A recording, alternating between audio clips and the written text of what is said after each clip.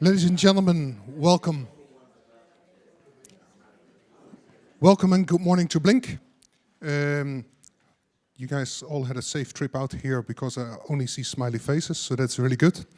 For the people that are logged in at their workplace or perhaps at home, I hope you enjoy this session as well, because as you know, we are live streaming this event as well.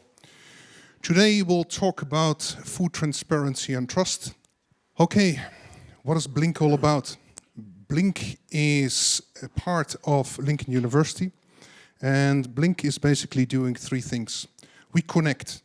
So we connect, and this is very much part of that, we connect people. And we connect people by organizing events, by making sure that we have nice, inspiring speakers that will bring us a nice, broad point of view. So we will try to be as general as possible, so we will not look at an issue from one side, we look at the issue from every side, and we are not afraid to talk about large topics. The other thing we do is collaborate, because you probably saw the program, and one of the things that we do is actually network. So you guys can actually talk to each other, perhaps some of you already know each other, some of you perhaps do not know each other, or you start talking and you suddenly see that you have something in common. And then by itself, collaboration will start. The nice thing about collaboration is after collaboration, people start thinking, hey, but if we now know each other and you know a little bit more than I do about this subject and I know a little bit more about the other subject, perhaps we can innovate. And that's what we do as well. So we make sure that innovation lands here in New Zealand to help the food, agri and fiber tech sector. That's basically all from me. Today, food, transparency and trust. We have three really good speakers.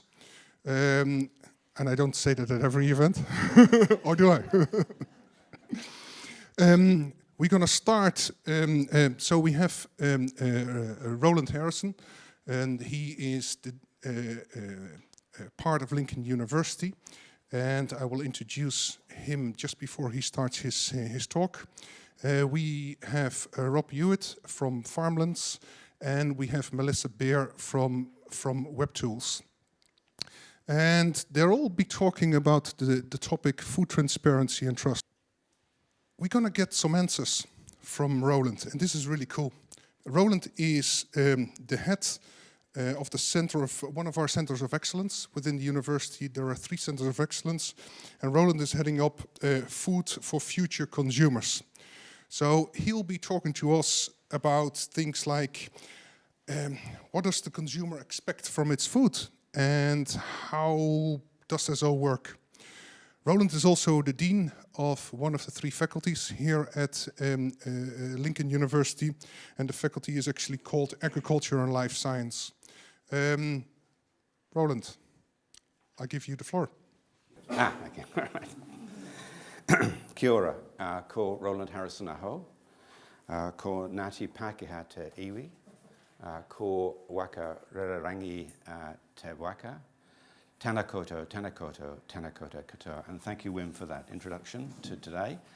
As you said, I'm the head of Food for Future Consumers at Lincoln University and the Dean of the Faculty of Agriculture and Life Sciences. My research background for the last 15 years or so has been in wine. So I've been really interested in the nature of wine and the nature of the relationship between wine and wine consumers. And that's not just about getting drunk, that's about appreciating the qualities of wine and why consumers buy certain wines and why they're prepared to pay more for some wines than they are for others. So this is an area I'm really interested in. So before I dive into the presentation, I thought I should just reference back to the writing that we were given when we were given our briefs for the talks that we went to, and I should have headed this perhaps assumptions or questions. So this is from the brief I was given. Consumers are becoming more aware and more educated about where their food comes from and what is in it, and also join us to hear from our panel of experts, that's us apparently, about what these premium consumers are demanding and how we can collaborate to better meet their needs and create more value for our producers. So I thought it might be worth just interrogating these statements a little bit more. So the first thing I had was, so consumers. So consumers is a very broad category, and my thought was really not all consumers, perhaps. Surely only some consumers. And if it's only some consumers, how do we actually identify these consumers? And then I thought about this thing, aware and more educated. Aware, maybe. I'm not sure about educated.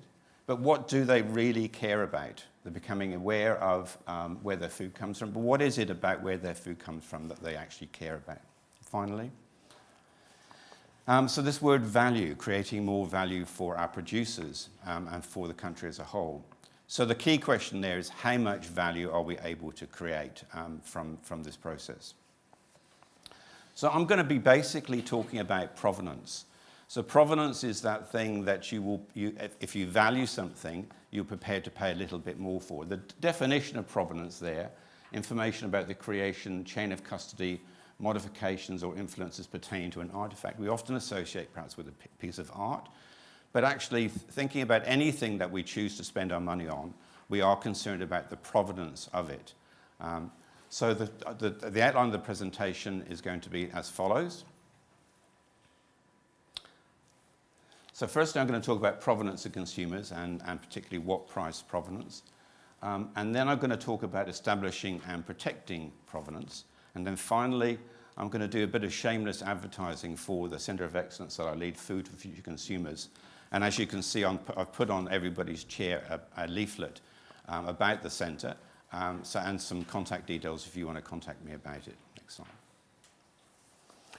Okay, so I start off by thinking about our provenance of consumers, and we've sort of assumed that consumers care, but do they really care? And I pulled this out from about 18 months or so ago. I was reading the press and I came across an article talking about country of origin labelling. And country of origin labelling has now passed into law, and regulations will be promulgated about it in the next 6 months or so. But at the time that these regulations or this law was coming into being, there was quite a bit of dispute about whether or not country of origin labelling was a good thing. And I understand that there are issues around protectionism with country of origin labelling, but my personal view is that country of origin for a country like New Zealand is a good thing, and that we should be able to be much more transparent about what we are producing and selling to our consumers. Next slide. So I thought I'd start off with looking at some of the literature.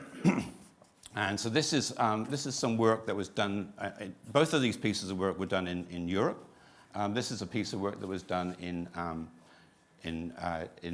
across the whole of Europe around chocolate, the mediated influence of a traceability label on consumers' willingness to buy the labeled product.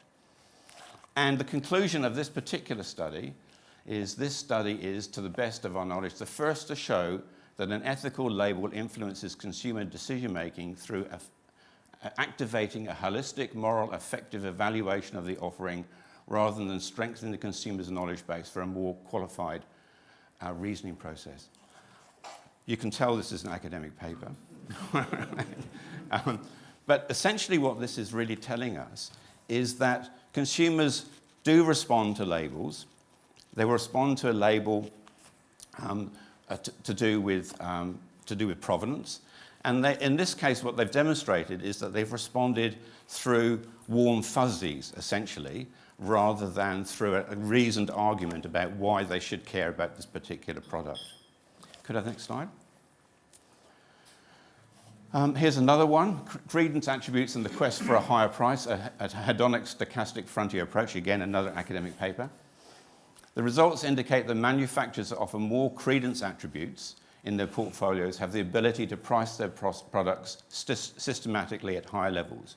So again, including information to the consumer or providing the consumer with information about credence attributes, that is attributes which cannot be actually tasted or sensed in the product itself, but about the product, actually allows producers to charge more for their products. Next slide. So if we look at the literature overall in this area, we get a fairly consistent picture. Essentially, knowledge of provenance increases trust and reduces perceived risks for consumers, thereby influencing purchasing decisions. So businesses that establish product provenance may have a competitive advantage. That's why I believe provenance is a really key issue for New Zealand producers. And there are various types of assurance we can give to the consumers through information about provenance. And not all of these types of assurance that each consumer will require. Some will require specific areas, others will require different areas. And we can associate these different assurances with the different types of risks that I almost said students, that consumers perceive when they're actually buying a product. Okay. So we can describe provenance in a number of different ways, and the people that I'm working with at Lincoln University are working on all of these different aspects. So we can think about the physical attributes of a product, that is essentially how it tastes, how it looks, how it feels, and then credence attributes which have to do with things like food safety, animal welfare, environmental stewardship, social inclusion, and also maybe cultural attributes as well. Indigenous authenticity, for example, may be a cultural aspect that is important to some consumers. Okay. So thinking about how we can identify groups of consumers, there's already quite a lot of work going on in this space through this particular government-funded project, and I'm not sure how many people are aware of this, but this is data that's currently available on the website. So the program's called Maximising Export Returns, and essentially uses a whole bunch of different focus groups and different surveys in different countries to understand consumers' perceptions about New Zealand products, and what are the important things for them. So if you haven't got access to this, I can give you the web address to get access, because it's freely available to everybody. Next slide. And this is the sort of data that you can get. So here we can see some summary data for different countries, China on the left there, the UK on the right, looking at different attributes and how important that particular attribute is to consumers in that country. So attributes like animal health, animal welfare, and so on. Price towards the bottom there, quality, food safety, and so on. So this data is available, and you can drill down into this data in different ways. So you can drill down it in terms of age group, for example, male and female, access to different types of social media, and so on.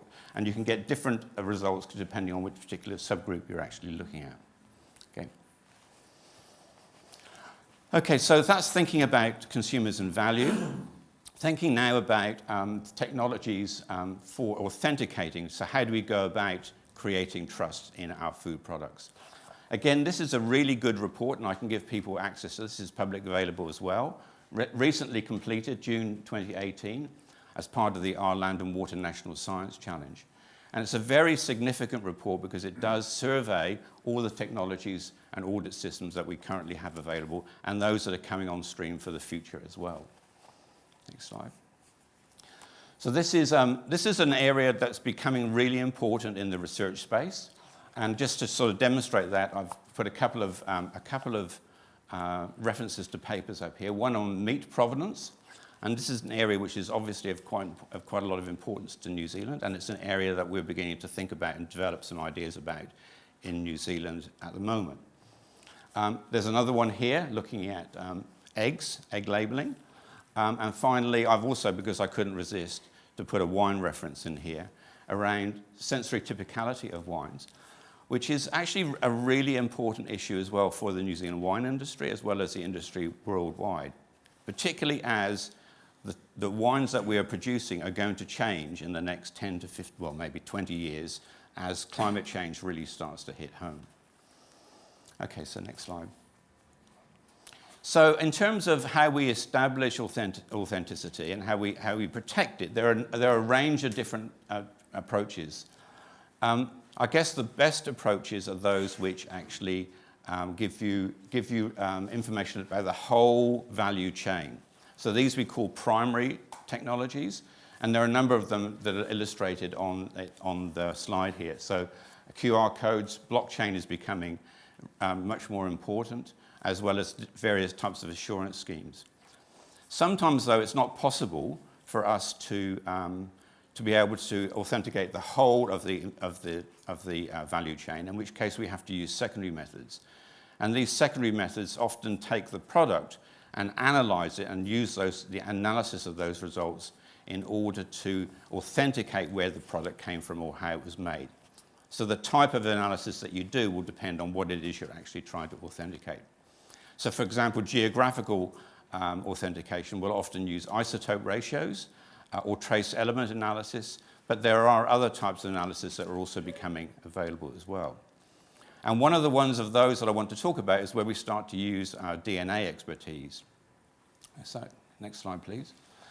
So we're establishing a project here at Lincoln University looking at metagenomics.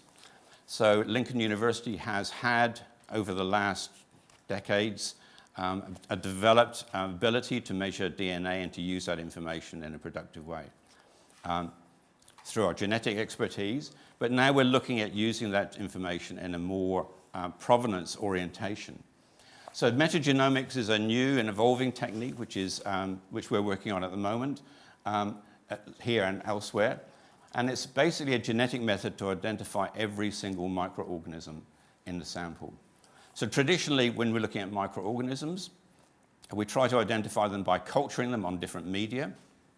But we do know already that there are a lot of microorganisms that can't be cultured and therefore can't be identified by traditional methods. So metagenomics gives us a chance to actually measure all of those organisms, irrespective of whether they can be cultured or not. Next slide, thank you. So here's a typical metagenomics workflow. So we take a sample material, it can be any sort of sample material, and we then extract it and identify the pathogens. So the steps involve, first slide, next one. Prepare the sample to extract the total DNA and RNA, then amplify the genes or detect fragments directly through our PCA type analysis. Next. Separate and sequence that data, so we're talking about really large data sets here, and then identify those sequences using bioinformatics expertise and compare those sequences to those which are of known identity. So that's a process that we're funding through the centre at the moment, and we hope to start producing some results on that shortly. So the applications of this technique, firstly, traceability. If you like, the total microbiome that we measure in this technique is the ultimate fingerprint of this particular sample. It also allows us to do some innovation because we know, for example, with wines, but also with other foodstuffs, that these microbes have an effect on the quality and the sensory properties of the product. And it may be that we can influence those by understanding more about what is actually in there. And then finally, of course, the thing I started with, which is assurance. So here's an example of a wine microbiome. So this is part of the data. So in this particular example, 28 different yeast and bacteria species were detected. Not all were present at every ferment stage, and that's quite important. So we often think about the fermentation in a wine sense as being carried out by mainly one yeast, but in fact a lot of other yeasts are involved through the process, and they do have an influence on the final properties of the product. So the abundance of those often change through the fermentation, and each one of them has the potential to change the properties of the wine. So combining this sort of information with sensory information will allow us to develop new styles of wines or to modify the style of wine that we're actually interested in producing. Okay, so I just want to finish by quickly talking about the new centre. So this new centre is called Food for Future Consumers, and as Wim said, it's one of 3 new centres of excellence here at Lincoln University, which has been established in the last 12 to 18 months. They've come on stream at different times. Next slide. So the objectives of this centre are to increase the value of food from Aotearoa, New Zealand, through improved understanding of provenance and consumers. So this is one particular thing that we're focusing on in this centre. That doesn't mean to say this is all we do at Lincoln University. We, of course, do a lot more in terms of the production and the production of produce, both from the farm gate and post-farm gate. But we feel that actually understanding provenance is a real key to unlocking value for the future. And then the other objective, of course, is things like me standing up here and talking to you to actually tell people about what we're doing. So we're working in three main domains, if you like. We're looking at the products themselves, we're trying to understand the consumers, and we're also thinking about the value chains and how these three things interact. So the features of these centres of excellence are that they're interdisciplinary in nature. Okay, so I come from the science side, if you like, the physical science side or the biological science side, but we have people in the business area as well as in the consumer area as well. So we're trying to bring all of these aspects together. Okay. So it's not as if we haven't been doing this work already. So I've listed here a whole range of projects that we have carried out in the past or are still carrying on in the future before this centre was established. So I've already referred to maximising export returns. There's a few things in here. The New Zealand Sustainability Dashboard, which is in the business area. Intrinsic attributes that contribute to wine quality, so in the physical science area, and so on. But what hasn't happened up to this point is that we haven't been talking across disciplines. We've been working within our own disciplines. So what we're trying to do with this centre is work interdisciplinarily and so that we can produce better solutions for the industry. Next slide. Actually, just flick them all on. Yeah. Okay. So we've got a number of different projects that are being funded out of the centre. The first one I've just talked about, application of metagenomics to the provenance of food and beverages. Next. We've started to do some work in alternative proteins as well. So use of alternative proteins as ingredients in modified food products. And also consumer responses to provenance and changes in diets and alternative proteins. So we're linking these two things together here. Yep. And then finally, in the consumer space, and we've actually made quite a big investment in the consumer space, technology, new technology to measure consumer responses, so the use of eye tracking. So this is useful when we're thinking about labels, for example. What do consumers actually look at when they're looking at a label? Are they focusing on the price, or are they focusing on the information, or are they focusing on the ingredients? What is it they're looking at? But also altered reality or virtual reality systems to measure consumer responses. And this is, again, a shameless plug. In a couple of weeks at the Grow Festival in Christchurch, one of our staff will be demonstrating the use of altered reality for people using the new equipment that we've got.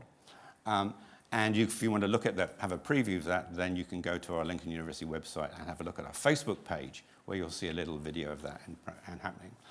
And then thinking about consumers, how can we characterize them? So traditionally, we've done that demographically, male, female, age group, income, but perhaps we should also be thinking about other attributes. For example, motivations and personality traits might be important as well. Almost finished. Next one. Okay, so just want to thank everybody for that, for listening. I want to thank my colleagues, and particularly for this presentation, Caroline Saunders and Paul Dalziel in the Agricultural Economics Business Unit, and also Stephen On, who is a microbiologist working on the metagenomics project. Thank you very much.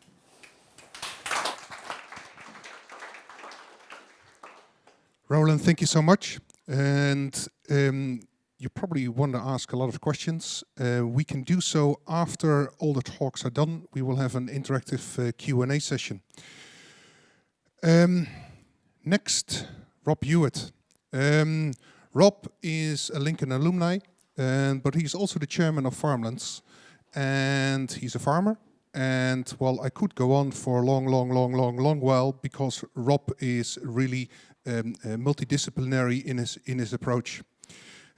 We've asked him to look at transparency and how transparency would actually change the farm and perhaps farming systems. Rob, the floor is yours. Thank you very much. Morning, everybody. Nice turnout. I wasn't quite sure how many we were going to get here with COVID-19 doing its thing, so obviously you guys are either infected already or completely in the clear. I'm feeling very confident. I'm not going to talk about Farmlands at all today, although it's nice to see Harriet and Katie here, so someone in the business is playing hooky at the moment, so great to have you out here listening to this.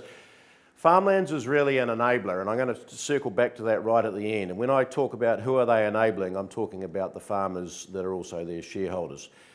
What I'm going to talk about today is a couple of other companies that I'm involved with. I also chair Silverfern Farms, which is a meat company that does a little bit of exporting. And I'm going to talk about Turners and Growers, who is an apple grower and an exporter of fruit, who I also sit on the board of. And both of these are companies in their own way that are doing exactly what we are talking about today. How do we drive the consumer requirements back inside the farm gate? So I thought I'd start here, because to put it frankly, it's a shit fight out there. You've got the orange guy in the top corner talking about fake news, and he's turned that into, I think if there's one thing that he will go down in history for, it is probably that phrase, although I'm sure there's plenty of other things as well. And it's not only what he considers to be fake news, but I think in the agricultural sector, and certainly what I see as a farmer and in the meat sector, every day is a growing disconnect between consumer and urban. And that's not just in New Zealand, this is around the globe, and where the food is manufactured. So bad news sells, and you will have seen all of this Te Anau Basin at the height of a rainfall event last winter, and all of a sudden, that is how everybody in New Zealand farms to the uninformed consumer. Meat's bad because it grows in this. Geez, those guys, they cut the wool off sheep and take the skin with it. God, I don't know, I'd kick a shearer out who did anything remotely like that. It just doesn't happen. This is more like it. How much spray do you put on your fruit?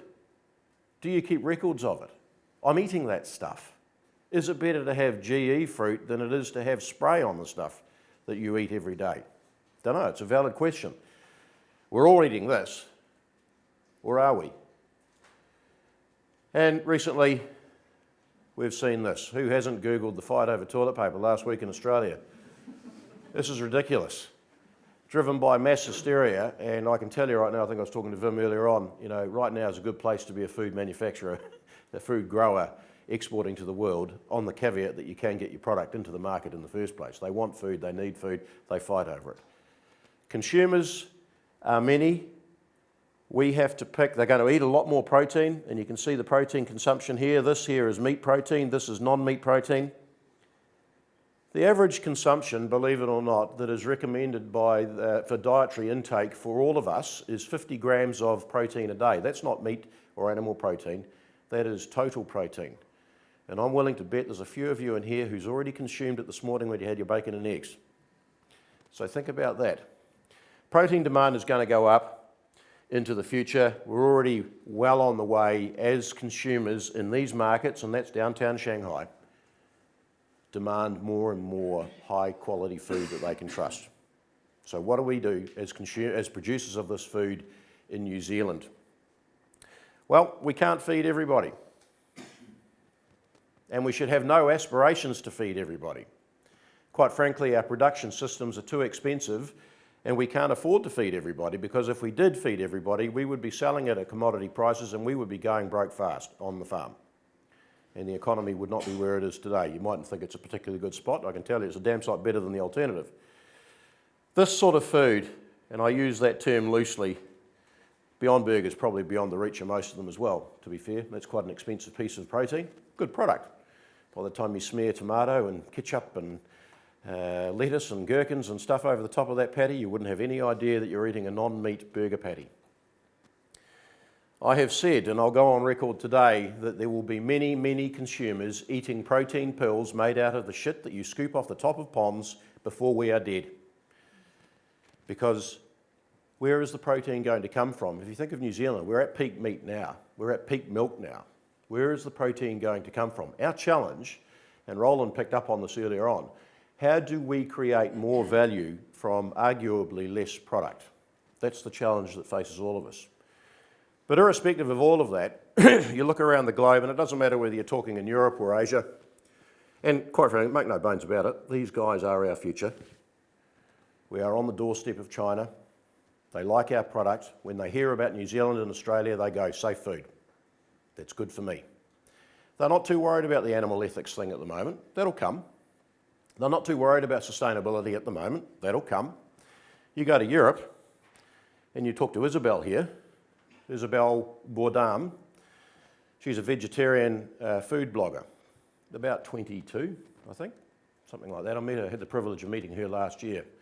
And about 15 minutes into the conversation, as a meat seller, I felt like I was selling tobacco. And it was only Tuesday.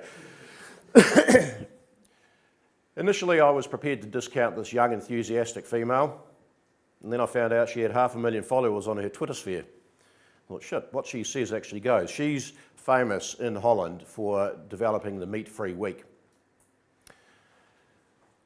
The reason I highlight her is because her message is compelling in the Dutch production system.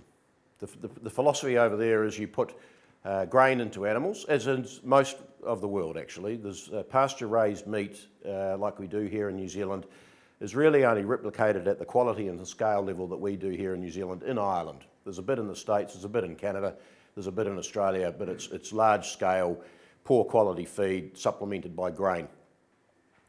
So consumers don't understand what we do. And when she found out that we actually feed animals grass on the side of hills that can't grow grain, therefore it could never go into the human food chain, and that's her whole thesis, is that if grain can be produced, it shouldn't be going into an animal, it should be going into the human food chain. I have no real issues with that actually. As soon as she found out the New Zealand production system, then she didn't have too many issues with what we were doing either. It's sustainable, the animals are happy, everyone wins. But we can't feed 9 billion people. So we need to find those who want to buy our product and are prepared to pay the premium to do it. And this is the face of who we're going to be dealing with. So this is Silver Fern Farms' strategy on a page. We call it plate to pasture. You might think that's a typo. It's not. It's deliberate. Why? It starts with the consumer. Always. And then working back inside the farm gate, what can we do as processors, as farmlands selling the grass seed, as farmers, and ultimately our partners in market to get it to the consumer, what can we do to deliver them a better product? So we are unashamedly consumer focused, and I think you'll find anybody who has brands will be doing something similar to this. And brands are new to food, or at least meat and fresh fruit and vegetables. You ask Lever Rexona, or Unilever, sorry, or Colgate, or whoever, the brands are as natural as eating and breathing, but in our game it's new. And it's a bit of a stretch. And I'll circle back to that later on and tell you why, if we get a chance. So there's a couple of things that we're doing here. And really, I break it down into two parts. We're talking about hygiene factors and we're talking about the wow. The challenge with hygiene factors, and I clearly think this is a hygiene factor because this is just about good basic communication with your target market consumer. You've got to do it. Is it going to make them buy more product from you? Maybe. Does it mean they're going to pay a premium? I hope so. Does it mean you're going to remain relevant and therefore stay in the game? I call that green fees. By doing this, you pay your green fees. You have a right to be on the golf course. Doesn't mean you can say you're going to have a good game. Doesn't mean to say you're going to get a hole in one. But your right to stay there is valid. If you don't pay your green fees, you don't get to play. So some of these hygiene factors you need to do. Building trust in a digital world. The consumers that we are after have these things joined to their hip. I'm sure if we counted everybody in here who didn't have a smartphone, it'd be on probably one hand, I'd imagine, or it'd be in the car. We're all in this space. I got quizzed by my partner this morning. So you're going to talk about the barcode?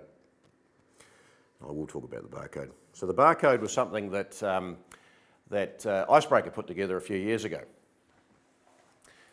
And what that was, when you bought an Icebreaker garment, I don't think it was on a pair of socks or a pair of jocks, it might have been, but certainly on a jersey or a jacket, they would put a barcode, BAA code, and that could track it back to the farm where the wool came from and give you an insight into who these people were and what they did and what their practice on farm was like. And that was fantastic. One of my directors on Silver Fern Farms used to be the GM of marketing for Icebreaker. So I said to Tony, how does this go? How's it going? Because this sounds pretty cool. Should we be doing it for meat? And he said, well, they don't actually look at it. But they know they could. And if they did, they would see all of this stuff. They're trusting the fact that you've made the effort as a supplier to put all this into place as an authentication of your seriousness in the sector that you operate in. So and it's a bit like the Bunnings and the Mitre 10 price promise. How many of you have actually gone down and done a price check in Mitre 10 or Bunnings? But you know quite clearly that if you chose to, you could. It's a similar sort of thing. But this is the way that we are building it with our consumers. This is a TNG app, to be fair. Same issue there.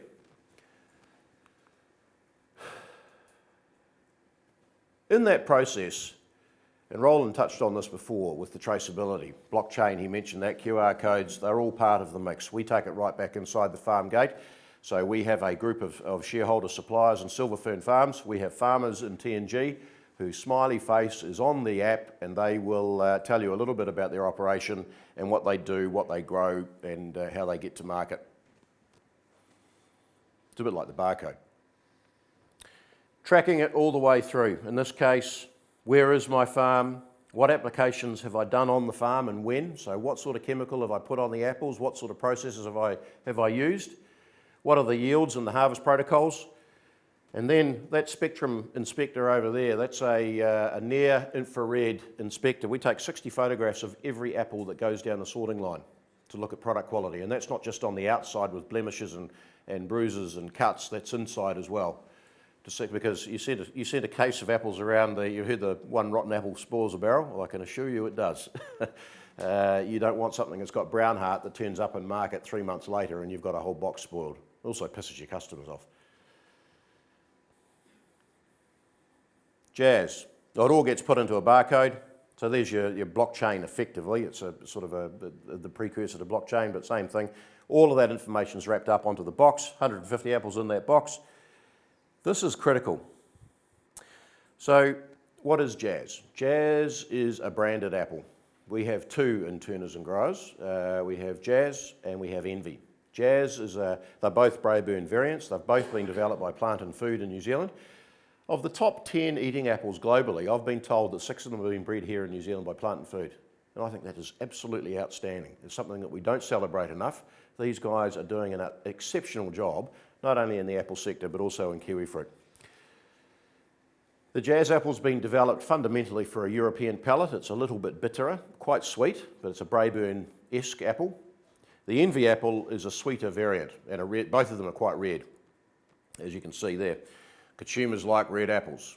Asians love sweet red apples with a firm, crispy bite, and that's exactly what Envy is. The reason I love these things so much, not only are they great brands and consumers resonate with it, they're actually controllable. So you talk about provenance and all those issues that Roland was talking about earlier, and you can control it through what's called a plant varietal right, or PVR. Effectively, we will license you as a grower to grow these things, just like Zespri Gold or the G3 is licensed there as well. And that allows you to track and trace and make sure that you don't have counterfeit product in market. It does mean you have to keep quite a close eye on bud stock, because if somebody comes into the orchard, like that guy in the Bay of Plenty last week, or 10 days ago now, was prosecuted for nicking some G3 bud stock and growing it in China, the wrath of Zespri rained down on him, and they needed to do that because if it went loose, which it probably has, to be fair, then all of a sudden you've got issues around verified source and traceability like this is. But those PVRs are fantastic. And if I think about the meat business, I would love to have a PVR ram or a PVR bull. It would be fantastic. But farmers being farmers, they go off and breed from these things, and all of a sudden you don't sell them a ram or a bull anymore, and it's like, oh shit, it's just leaked. So how do you do that? We do it another way.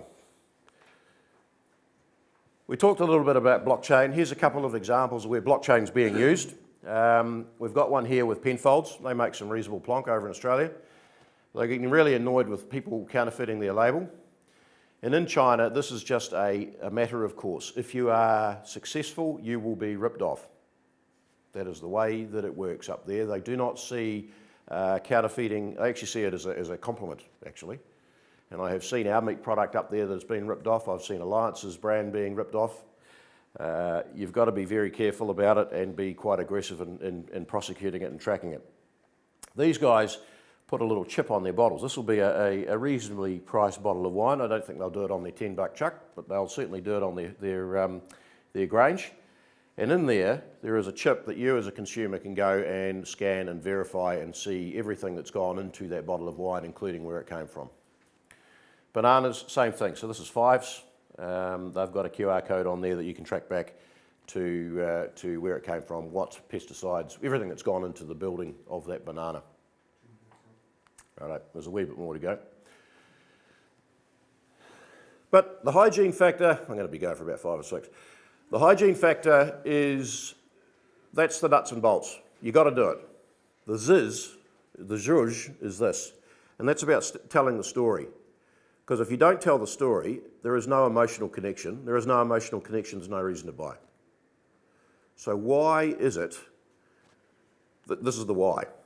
Now same thing in Silver Fern Farms, the app, the traceability, you go and buzz the QR code on the back of a meat pack in the local New World or Woolworths or Countdown, and you'll see all of this. You might see Smiley Rob on the face on the label. You probably won't actually, it'll be somebody else. The challenge we've got with meat is we're a disaggregation business. So we will take an animal and cut it into 60 bits and send it around the world to 15 different, 20 different, 30 different markets. And often in that box, if you think of grinder beef that goes into a hamburger patty, it might not be the same animal. In fact, usually not. There's a mix of them. So traceability on that space is challenging. We do it in batches. I talked about the PVRs before and how the Apple guys are doing it. How we're doing it in the meat business is claims. And Roland touched on this before about, we call these never ever. I think he called them hedonistic something or others. Credits, thank you. So what does never ever mean? Never ever means it's never had GMOs, it's never been off grass, it's never had hormones, it's never been fed on grain, it's never been treated badly. And you've got to prove it through your farm assurance program. And you get audited on these things. We are hopeful through these sort of programs, and we've got a few of these, that we can maintain or obtain a premium in market because consumers identify with this and they know and trust the brand, and we can pass that back to a farmer. The reserve program is a good example of that. We have about 4% of our beef animals eligible from quality attributes to go into this program, and we will pay a farmer a premium for delivering that animal in. But even with that animal, once you take all the staking cuts out of it, around about 50% of it still goes into grinding beef, ends up in a hamburger patties in McDonald's or Wendy's or wherever around the world. You can't premiumise a commodity easily. And the instruction to the marketing team is you get a premium on grass-fed grinder beef, we are home and hosed. This is how you do it. So we are achieving grass-fed premium backed by these attributes in market in the States under a branded product. You try branding a commodity and getting a premium out of it. Early days, but this is the way that you add more value to less product.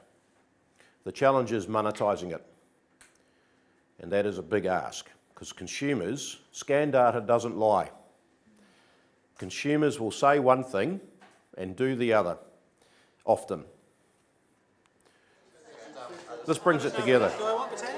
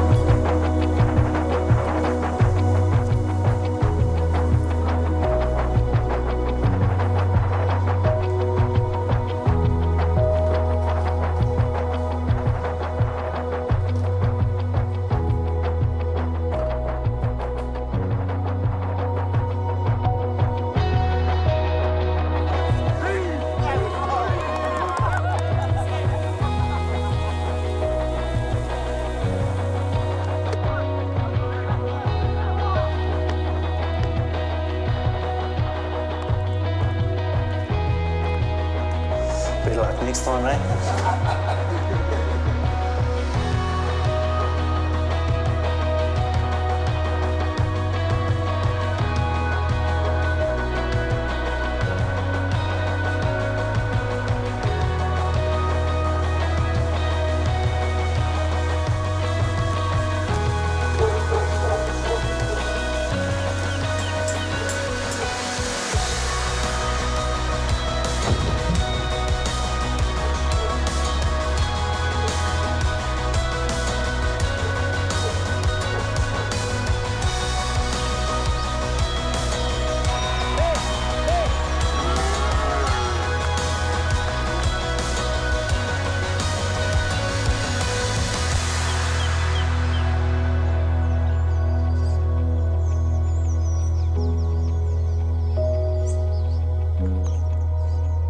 When you love food, you make it well.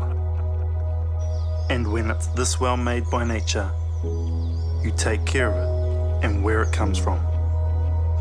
Sharing only the best with the ones that matter the most. This is what we're made of.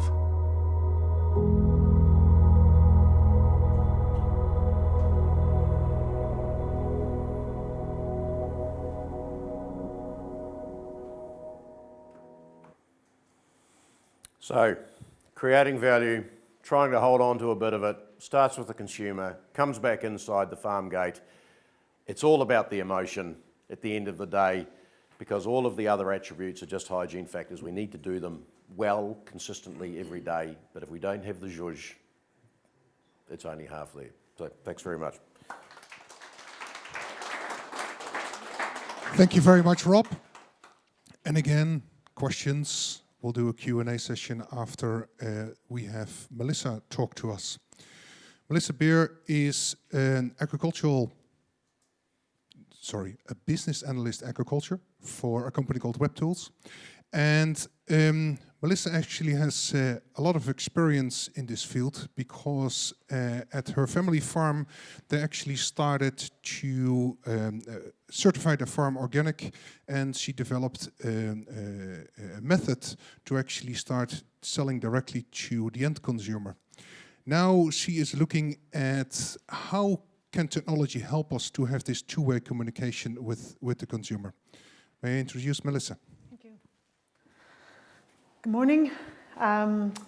So I guess a bit of background. So I come from Canada, so in case you detect a funny accent. I've been told it sounds Irish as well, which I don't know where that comes from. But so I am a farmer turned now to the software side of the game. So I'm probably going to hopefully push the envelope a little bit into thinking. I have been, I guess, part of Traceability and Transparency 1.0, which is called the organic movement.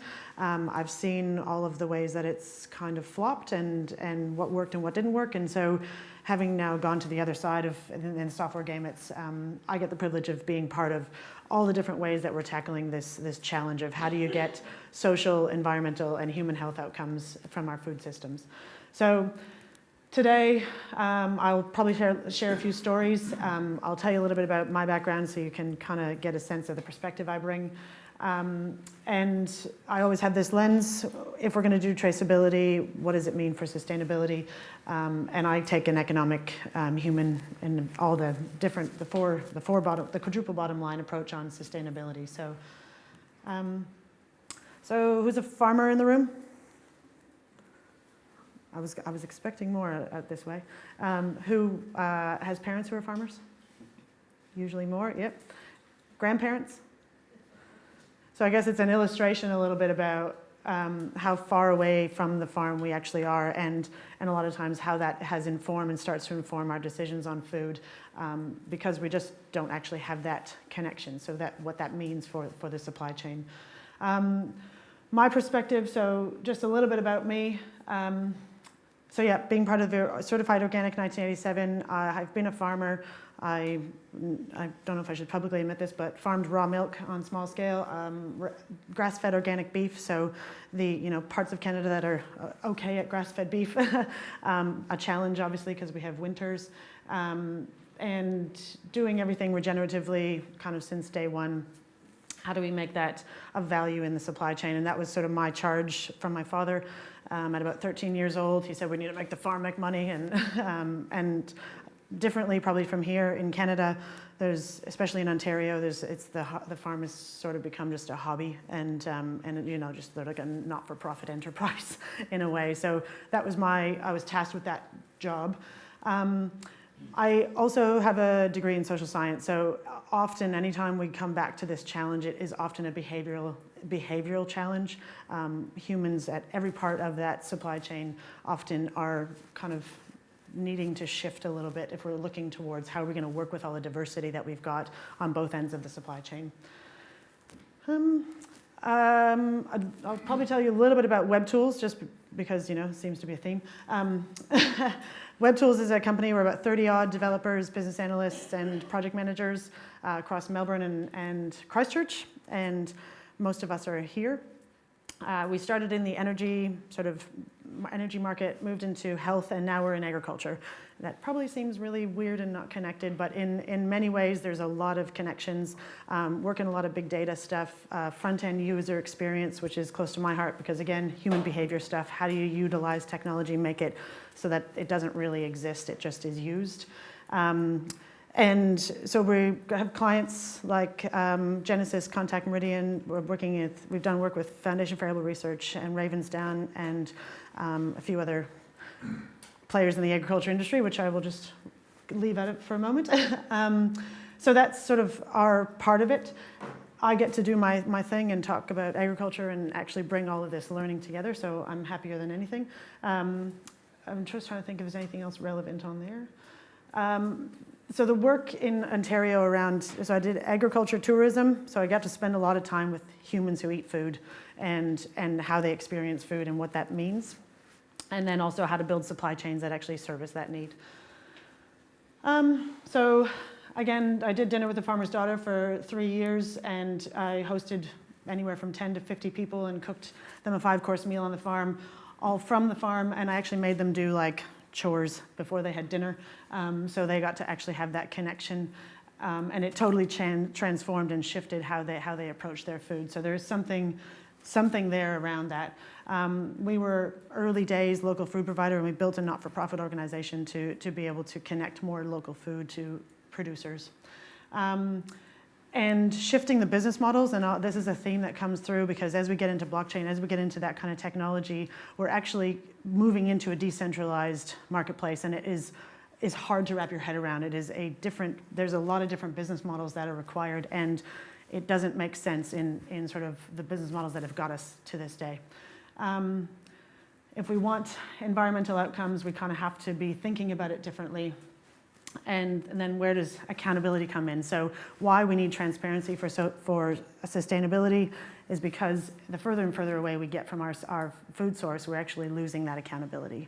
So when there is something that happens when you visit a farm, right? There's magical stuff. So I will share a little bit about, so when we started, my dad was, I was a why do you farm dad? Health and well-being for all people. So I would say that is probably, you know, underlying a lot of times for farmers, maybe not so blatant, but there's an experience they want to have, and there's a contribution, there's being part of something. My early customers were often, I call it the Underground Railroad, because I had a bunch of naturopaths and doctors that would just drive customers to us because there was no other option. IBS, autism, ADD, a whole bunch of health issues people would come to us because we were doing things differently. We were the only red meat that they could eat without any adverse effects. And that was really, really special. So my dad, you know, as much as he doesn't really love the customer part of it, and he's quite happy to leave the marketing and sales to me, every once in a while he'd show up for pickup day, and he got that feedback loop, that experience of I'm making a contribution, and what that did for his motivation to be able to be part of something and to continue to go and do what he was doing was just tremendous. So there is something that happens. There's a qualitative sort of experience, right? And how do we actually make those? You go to the farm, you can see, like, my dad's built an outdoor furnace. We're completely off grid. All of that stuff gets entered in your brain, but you don't actually think about it. And you start to make decisions on that. You build loyalty. And they start to see that where they're buying food from actually has an impact on the environment. So there's actually more of a connection. and it brings it to the front of mind. So we have a supply chain now which has definitely served us. We've gotten into a global food system, and that's amazing. We have way more access to so much more food. And what we lost through that process was accountability. We kind of like did the Ford model so much so that we're now at the other end of it, where it's so disparate and so disconnected. And sorry, my microphone can't hear me through my hair. So that's sort of just a visual representation. And we all know for farmers that kind of where the power lies is maybe not so much with the farmer at the moment. So the question is how, and this is sort of my life's journey, is how do we accomplish what we can get with that magic of what happens locally, but on a global food system. So I came here with a very local lens, and now coming to New Zealand, it was like sort of a smack in the face of how global New Zealand has to be because it just is so far away from everything. I think Ian Proudfoot said it well, we need to feed our first 5 million well first, which is quite cool, and I love that approach in that we're actually getting that understanding and that pride back into our food system first. So then the question is, and I think both the previous speakers touched on it, what is traceability and transparency? I probably have a next level of traceability and transparency in that because of where I sit in the software game, because of my experience, because of that, I actually sit in that really like uncomfortable space of like what's coming as opposed to what happened. Research has a tendency to look at what's happened. Unfortunately, we live in exponential times and we're moving faster and changing faster than we've ever changed before. I just came back from Evoke Ag, and one of the investors, he says blatantly, we invest in B2C products that go to consumer because we cannot understand how fast the customer is changing their mind. And they just need to have those companies in order to be like ears on the ground to figure out, okay, well, if we invest in this one, is actually going to make any difference in 3 years' time, or are we just throwing money away? So there's lots of different levels. Kind of where I'm at now in my thinking is there's definitely a compliance level, and I think this is where you go, well, how do you get adoption? How do you get market penetration in a lot of these things? And regulatory frameworks create compliance requirements, and then that creates a pain for the farmer to actually do it. So that's a good start because you're actually solving a problem by giving them an easier way to comply, right? So that's a really good place to get some good early digital data. If you were to tell them, you know, put your bricks levels of your grass into this app and it'll get you better sales down the track, they'd tell you you're full of shit.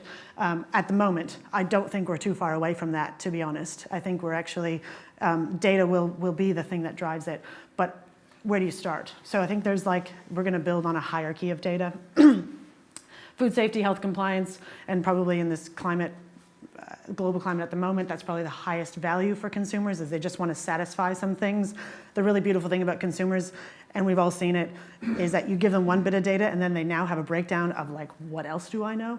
And so that's kind of an exciting part for how do we build on the story, not just in pretty glossy images, but actually, and I'll talk about the sort of challenges about consumers, but soil to shelf. So we're doing a little bit of work around soil data and how is it structured to be able to push it through a supply chain in a bit more effective way. So if we can't decrease the geographic distance, can we decrease the cognitive distance? And this is where you get that kind of like intimate experience about your food and stuff you can't really taste, but you do get to experience between your ears. And that's kind of the challenge, is how do we duplicate that experience, but over a distance? So here's what I mean, from an outsider perspective, we're inherently in a global marketplace because of where we are, and because of the way that the world has gone and the connectedness and the movement of information, which is great. I probably would have come from a just stay local, but that's matured over time, and I will thank a professor one of these days back in my university days who actually had me shift my thinking around that, and he probably wouldn't know it now, but I'll tell him. So diversity of this is again the Ian Proudfoot, feed our 5 million first.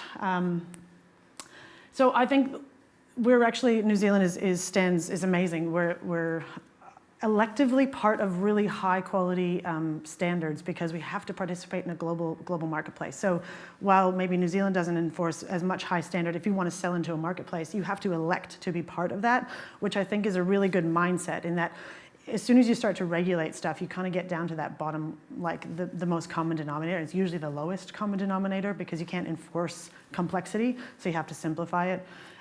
So I think New Zealand has that. We have to be in marketplaces, so we have to adhere to other standards.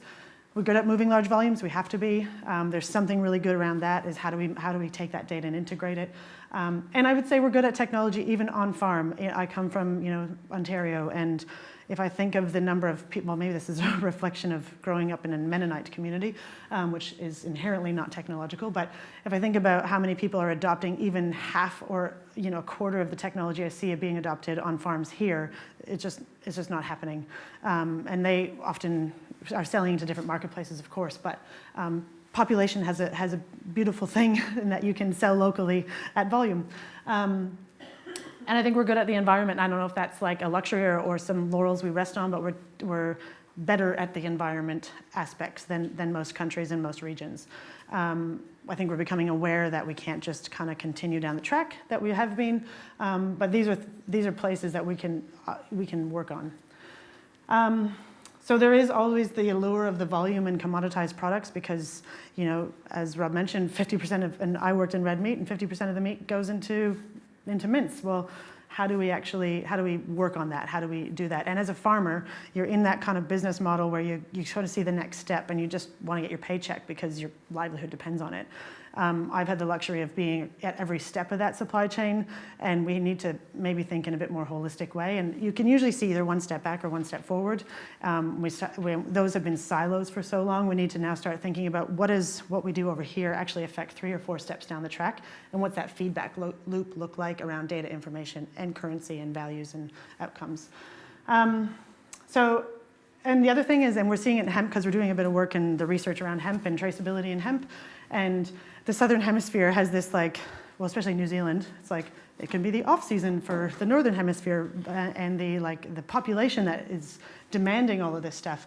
And we're not really just like a greenhouse for the Northern Hemisphere, right? We could be so much more, and I think that the immediate payoff of being that contract grower or those kinds of things actually has to be weighed up for future opportunity if we're just going to keep going that way.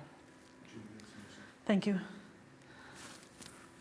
So I would be so bold as to say that in just about every other market, this has happened, and I imagine it will also happen with our food. Soon, any sort of food that's exported, it'll actually be the data that's more valuable than the actual piece of meat, cucumber, whatever that's being exported. So how do we exist in a world as producers that is true? And then always the question is and you guys alluded to it, the research, but will consumers buy it? Are they buying it now? Probably not. Will they? That's kind of, I guess, the uncomfortable of the unknown in the future. And because we live in and because we're rapidly changing, and because I would say 2019 is not going to be even remotely close to 2020, and we don't have the luxury of linear prediction anymore, we really have to start to think about some in exponential times. And the question, I think, is, do we have the vision and courage that's required, and will we react or will we be proactive? And that's, I think, where it takes a lot of courage to think and vision. Again, the only really safe bet is that it's change. The change is constant, so you can't really think it will continue to be the same, because it won't. I think this really drives the point home, and I said it to someone over in Evoke Ag, if we live in a time where Kylie Jenner can make or break markets, and you're getting your health advice from Jenny McCarthy, and food advice from the Food Babe, we're probably already there. And we need to, and you alluded to it as well, there's the 500,000 followers on Instagram or Twitter immediately puts you as an authority for a lot of people and how they make decisions. Okay. So the other thing is, and this is where I get to the consumers, because absolutely right, we are a overloaded consumer base, and there's just loads of information that we have to chunk through. And I know that I could never have fire hose of information at a consumer what I know about food, because I've spent a lifetime doing it, much like you guys. But how do we actually unlock that for them? How do we take their emotional basis of buying and enable them to be much more reasoned? How do we enable that behavior shift through technology, through opening up information? And this is where things like My Viome, testing your microbiome to understand yours, MyFitnessPal. There's so much more individualized health, and that's on a major upward swing. And I think that will start to shift how consumers start to look at their food. And we need to think about how are we playing into that and how are we accessing it. And it has to come from both ends, both the consumer end and the farmer end. We can't wait for the consumer to decide they suddenly like to buy, on all these data points. We actually have to start to give them that, because that's where we're really good. We have to lead that. These are just some tools that I work with and know well. Escavox is now tracing, he said he can trace mangoes from Darwin to Adelaide and back again. And he knows now the food miles of almost every fruit category in Australia. And he's working in meat as well. Stock Manager, if you haven't heard of them, they're kind of flying under the radar. But they're making, again, the challenge of getting data off the farm is that participation and, do I have to put medical data in to make sure I'm compliant with these programs, or does it just make it so simple, easy that it's just there and I forget about the technology involved? So that's me, and thank you.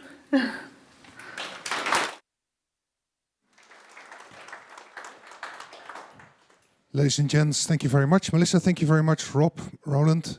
I probably am in trouble because my team was looking at me and pointing at watches that I had to do better timekeeping. But the talks were so interesting that I decided to let it go a little bit. Roland started off to talk about provenance.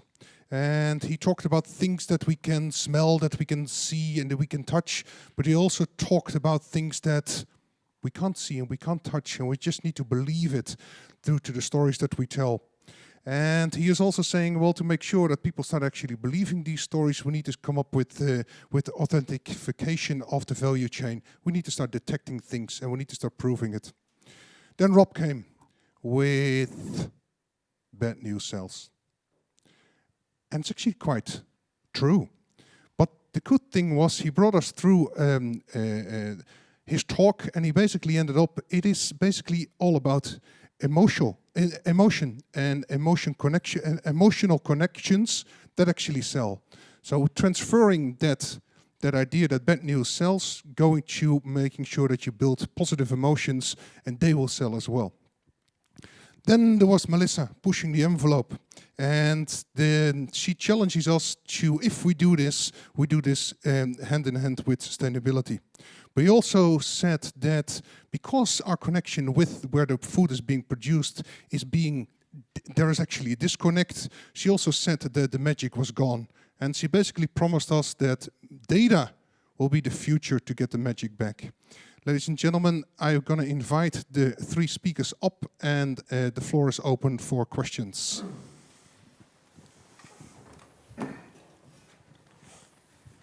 Sit in the middle. Mm-hmm.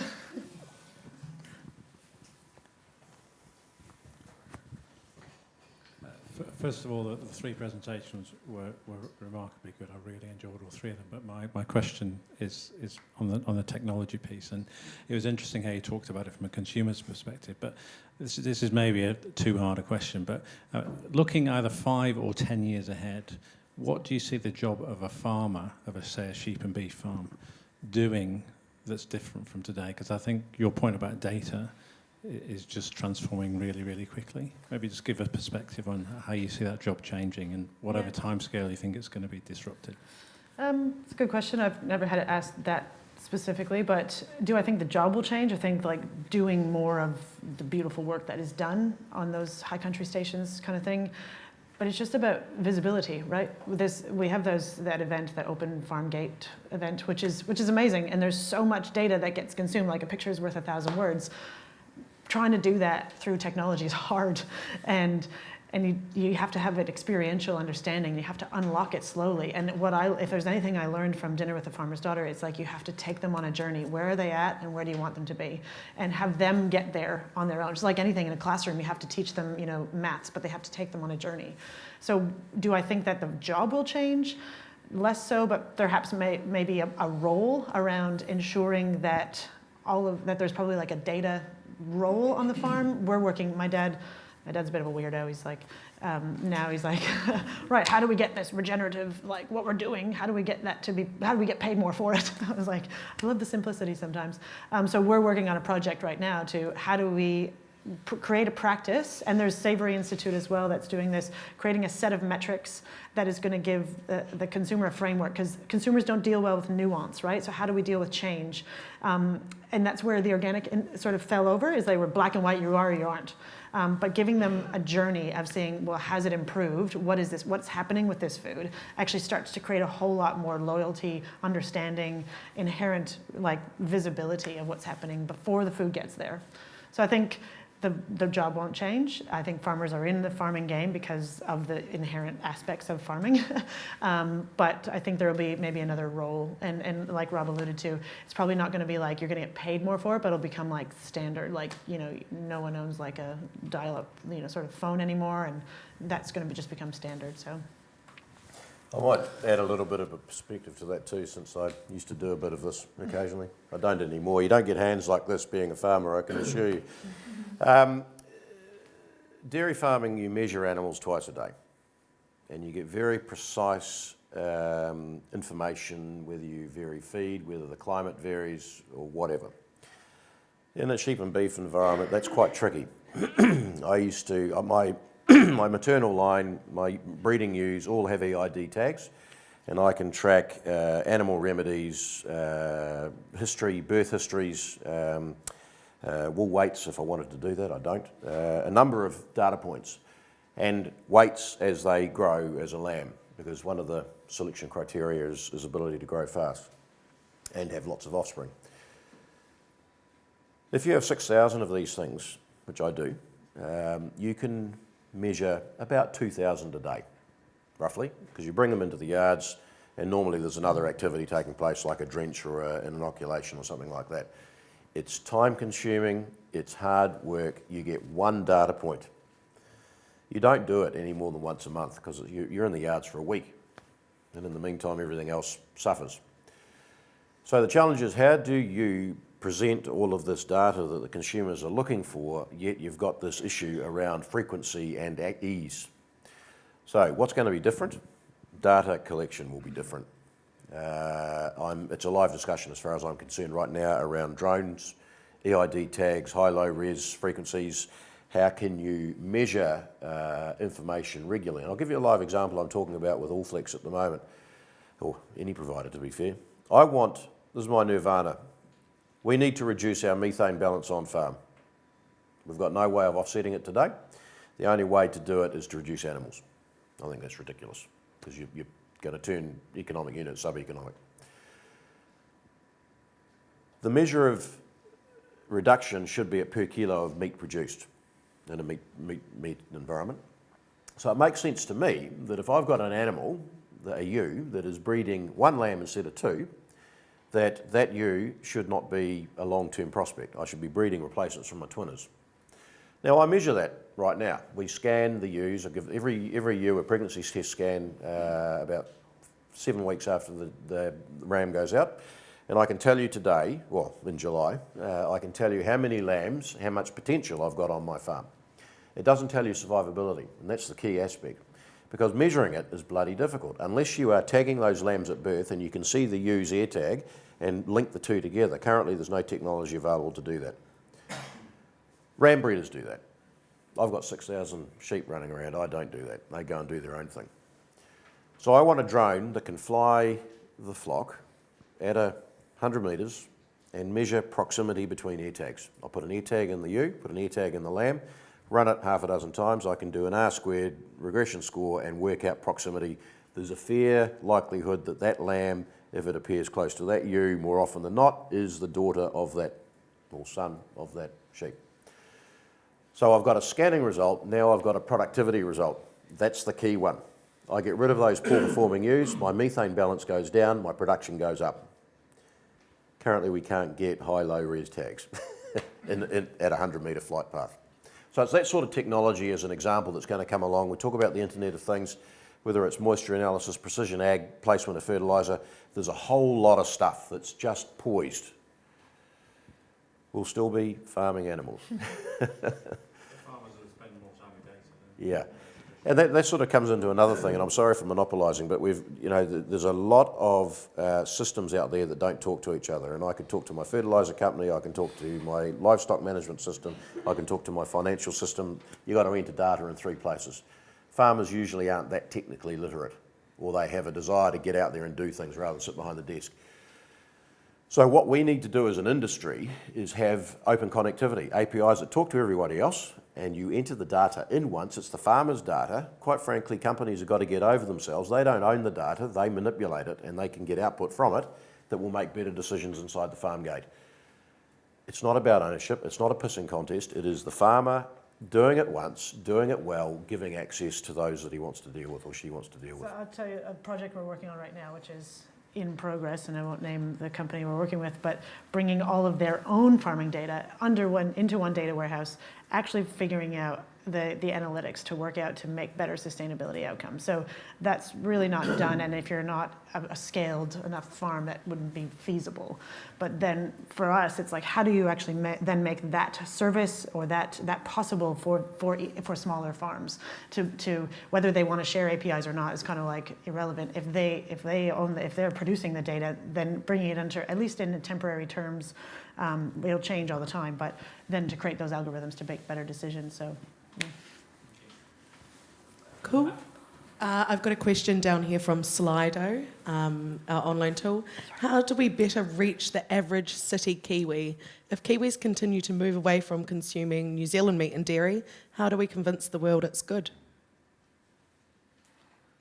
Sorry, can I so the question is, how does the average Kiwi buy better, or how do we convince how the do world? we reach the average Kiwi better? If Kiwis are moving away from consuming meat and dairy, how do we convince the world that it's good? The world or Kiwis? Both. Okay. I think the open gates is a really good start. I think there has to be. I think there's kind of this weird like double-edged sword of living in the land of sort of utopia, in that there's a complacency. I know that if I go to the supermarket, I'm kind of getting reasonably good quality stuff. I know if I did that in Canada, it wouldn't be the same. So you don't really have the breakdown of poor quality stuff, and so then there's less of a like need to find out where it comes from, right? And so. Do we need to convince Kiwis? I think probably from a pride perspective, global champion, probably that kind of way. But as far as the world, probably the world knows we have better stuff than Kiwis. That would be my sort of irony, but yeah, go ahead. Question here. That's true, they do. They rate us better than we do ourselves. This question for Rob, from another Rob. How do you know, and this is kind of a weird perspective, I guess I'm thinking sheep here, but how will a mob of sheep react to a drone flying 100 meters over it? Yeah, it's a good question. Because you've got tags that you're hoping to stay proximity. Yeah. I have a feeling they'll go whoosh. Not at that height. The discussions with Allflex at the moment, or tag providers, require the drone to fly at about 5 metres because the proximity the signal isn't strong enough. And that will cause all sorts of issues, so forget it. But at 100 metres, you very rarely hear it. And look, it's a frequency thing, so there might be a bit of a scatter the first couple of times you do it, but repetition, it'll be just business as usual. So very adaptable. Any more questions, ladies and gentlemen? I've got a question that, going back to the comment about data ownership, to me, that needs to be led by farmers. And Rob's comment that the data belongs to the farmer. Any comments about that? Yeah. Pandora. Okay, and I do have well actually I haven't pushed my boat yet. So both Silver Fern Farms and Farmlands own shareholders in a company called Farm IQ, which is a database repository for farm data. And that, whether it's land-based information, animal-based information, cropping-based information, nutrient-based, chemicals, the whole lot, it's in there. It's big as Ben-Hur. And there's a whole lot of competing programs in this space. Most do a bit of it rather than all of it. Farmers, I think, and Melissa touched on this, I think, earlier, farmers don't understand the power of that data. What they understand is the difficulty in getting it. and they're reluctant. And they run these things, you know, the average age of farmers in New Zealand, I've been told, is 58 years, so I'm a young guy in that context. Not for much longer, but a little while yet. And they'd rather do something different than sit in front of a computer. They run this thing called the iometer, and that's how they've run their business for the last 40, 30 years. And it's worked pretty well. So why do I need to change?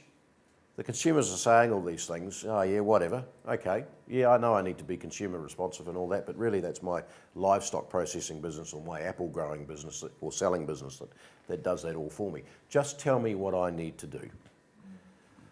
But you're dead right, that the ownership of data is going to underlie everything. And I think Melissa's spot on when you talk about where the future is going to be. It is being able to verify the product claims that you are making, and also where are the opportunities, because the data will provide companies like Farmlands opportunities to work with farmers to say, hey, if you change this or do that, use this product instead of that product, or this crop instead of that crop, all of a sudden the opportunity to sell more is evident. And it's not a case of commoditisation, because we have to get past that space. It is about how do we add more value, move up the value chain, either because of quality or the story and the provenance. I'm just going to add one more thing to that, if that's okay with you. So just in the way that we have to shorten the distance between where food is produced and where it's consumed, in the same way we have to make more of immediacy for the farmer, because there's just so many bloody steps between where it is grown and what ends up happening. And the magic that happens when you create a local supply chain is my dad gets to see it, and there's a tangible sort of accountability and aspect that what he's doing has an outcome. And so then again, and this is where we're working on a project at the moment called Unlabeled, which is a reflection of a book I wrote 12 years ago, that is, how do we actually remove the black and whiteness of food, and how do we create more empowerment in consumers, and how do we take that consumer data, which is becoming prolific and everywhere, individualized health data on your phone. You know more about your health now on your phone than your bloody doctor does. And so that's like an exciting space we're in. And how do we create whatever the business model looks like to enable that data to be opened up and unlocked, to create more immediacy and be able to make better decisions on farm. Agriculture has an inherent like time frame that it kind of can't move, and then when you start to move it, you go in that biotech space, which I would argue is reasonably uncertain even in the scientific world. But we kind of know photosynthesis, and if we can make the decision factors shortened and allow better decision making because we know consumer data faster, we can enable that whole transaction to move quicker as we go forward. So, thank you for that. There was a question in the back. I just wanted to sort of a wee bit of a controversial comment that just to sort of end on. All the data in the world doesn't take away the power of you bogged in mud in Southland this winter on one of those Instagram accounts. Rob, your thoughts? That's absolutely right. Yeah, look, there's a real challenge, and I guess just to step back from that, the reality is that is what the world. I mean, just look at the bloody furore around COVID-19 at the moment. I mean, my view on that very clearly is if you stay well and look after yourself, you'll probably get through it. But God, you're fighting over toilet paper? Really? It's ridiculous.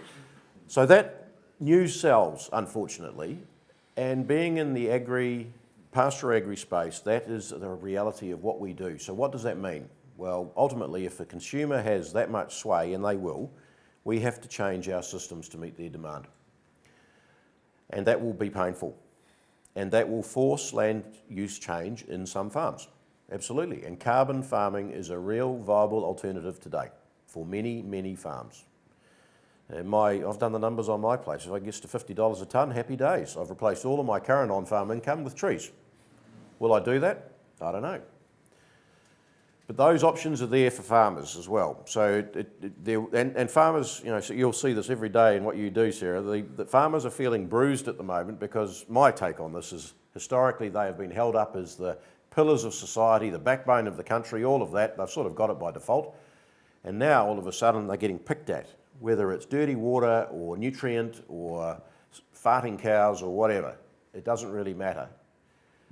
So does that make them wrong? No, we've just got a better degree of information now as consumers. Do we have to change as farmers? Yeah, we probably do. What are we going to do? Well, there's a whole lot of options. Some of them might not be options. But irrespective of that, perception is reality. Do you want that? No. I'll just want to add to that, Sarah, that, and this is where I think the responsibility lies on both ends of the supply chain, in that consumers, as they get further away from the farm, have less of a walk a day in their shoes kind of understanding. And I think would make, and my experience is, make different decisions when they understand maybe the cost impact, if they want to be like of holy grail gold standard food requirements, or perhaps the social impact when they're saying to the farmer, I needed to have it this way all the time, and he's just like, there ain't no water going around. How do you want me to do that? And I'm like about to off myself because my farm's going to fail. That's kind of the how do we create that understanding in consumers about the impact of their choices? And that was a really cool thing that I got to do with consumers on farm, is say, you want to have this kind of meat, here's what that means really in day-to-day outcomes, and what that means for when you're buying from the supermarket. Your choice to buy from the supermarket means that this is what it means for packaging, for transport, for all of this kind of stuff. And so they really just don't get it, because they just get to live in their lives and they're just further and further disconnected. And I would say, you know, even on the farm, what ends up happening after that dinner is they leave more human. They're so much more connected to themselves. And I think that's what we have to work to get back to. And I unfortunately, I don't think that's going to look like, you know, going back to small communities and, you know, sort of little house on the prairie kind of world, but actually more about what does that look like in a data-driven world. And I think that's going to be the education. There's no free lunch here. You know. Wait, what? I thought we were getting lunch. Well, maybe there's no free lunch. You know, at the end of the day, if consumers are saying meat bad, soybean good, all right, we'll go and have a look at the Pampas in Argentina and see what a monoculture, double-cropped, nutrient-intense, water-intense program looks like. And you might have seen the almond milk issue in California just recently, where they've kicked it out because of the water pressure. Okay. Consumers, you know, when I think about sustainability, I think most people think about environmental sustainability, and often the thought doesn't go too much further than that. And that's absolutely valid, and it's true, and we need to be there. But it's not just about environmental sustainability, it's about social and economic sustainability as well. And to me, social sustainability is, in part, what happens in those villages back there. Those farmers that are not economic anymore because of the choices that they've had to make. Well, either land use will change and it'll all be trees, or there could be that sort of outcome that you were talking about. So the external negativities have not been costed yet in everything, in my view. At the moment, we're seeing it with water and nutrient, and that's fine. But soybean has an impact as well. And that's what I'm saying, there's no free lunch. You've got to balance it all up. Consumers aren't that sophisticated yet. It'll come. We have time for one more question.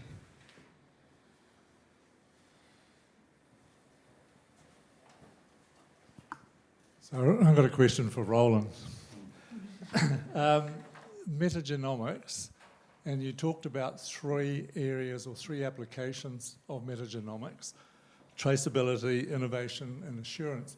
What sorts of innovation are you thinking about there when you put that in there in the list of 3 outcomes? So it's really around a better understanding of what each of those microbial communities is contributing to the product. So, I mean, if a really good example is we already know, for example, that a lot of winemakers are starting doing natural fermentations as opposed to using cultured yeast for their fermentations, because they recognize it adds certain characteristics which they want in their wines. We really still have a very poor understanding of what actually is going on with those yeast species that are involved. So it just gives us a much better tool to manipulate the product that we're actually trying to produce at the end of the day. So we're still at a very early stage in that sort of process, but we need that information about, you know, what are the microbes that are doing the work that we're looking to achieve. So yeah, creating better products essentially. Mm. Thank you very much, ladies and gentlemen. Thank you very much for listening, for being here, for looking at us online. The cool thing about this is that it's actually not over, because you are allowed to network, you are allowed to connect, you are allowed to collaborate, and hopefully we'll innovate together for a better future. Thank you very much.